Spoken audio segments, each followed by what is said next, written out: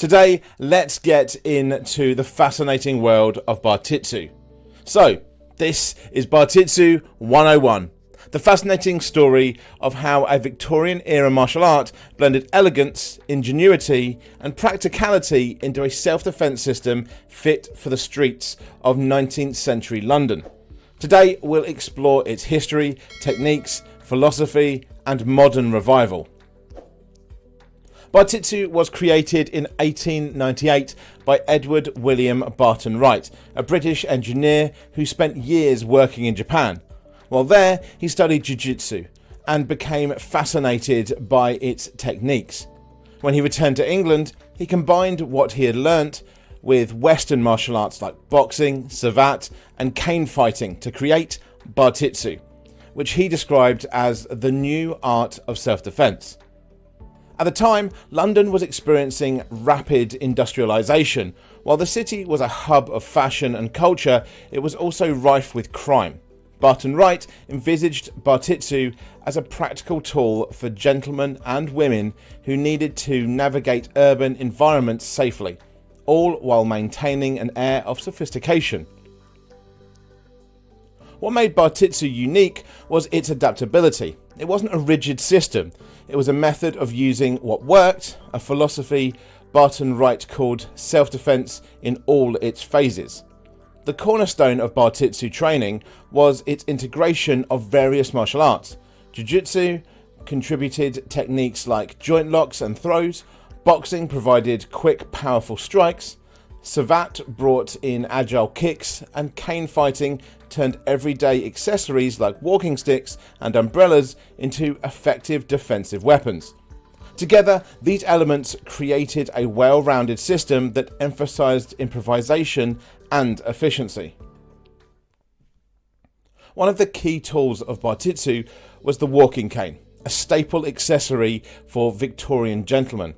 It was light, elegant, and inconspicuous, making it the perfect self-defense weapon. Cane fighting techniques taught practitioners how to block, strike, and disarm attackers. This made Bartitsu not just a martial art, but a social statement, blending practicality with class. Barton-Wright didn't stop at teaching techniques. He emphasized the importance of mental readiness and adaptability. Bartitsu was as much about strategy as it was about physical skill. Practitioners learnt to anticipate their opponent's moves and exploit their weaknesses. This emphasis on intellect gave Bartitsu an edge, positioning it as the art of the cultured defender.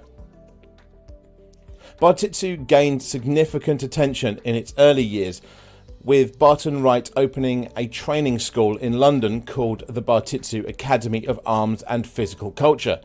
The academy offered a mix of martial arts training and physical fitness programs, attracting students from all walks of life.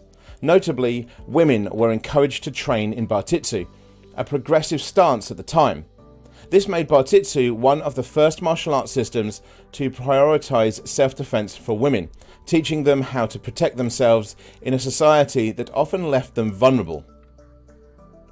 Bartitsu's fame reached new heights when Sir Arthur Conan Doyle mentioned it in his Sherlock Holmes stories.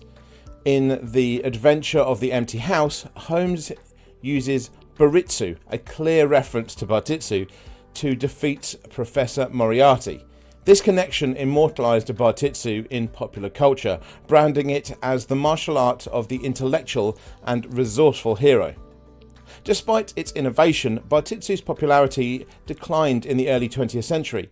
Barton-Wright's academy eventually closed and the art fell into obscurity. However, Bartitsu wasn't forgotten. In recent decades, martial artists, historians, and enthusiasts have revived the art, reconstructing its techniques and philosophy through historical research and practice. Modern Bartitsu training focuses on the same principles that made it effective in Victorian London: adaptability, practicality, and style. Whether it's learning to use an umbrella for self-defense or mastering the elegance of cane fighting, today's practitioners carry on the legacy of Barton-Wright's creation. Bartitsu's influence extends beyond martial arts. It's a cultural touchstone, representing a unique intersection of history, self-defense, and sophistication.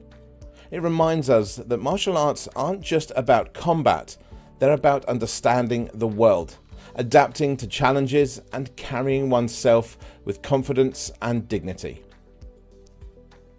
If you've enjoyed this journey into the world of Bartitsu, be sure to subscribe.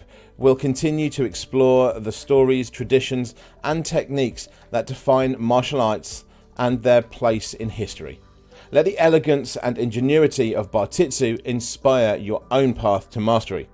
Thank you for watching, and we'll see you next time.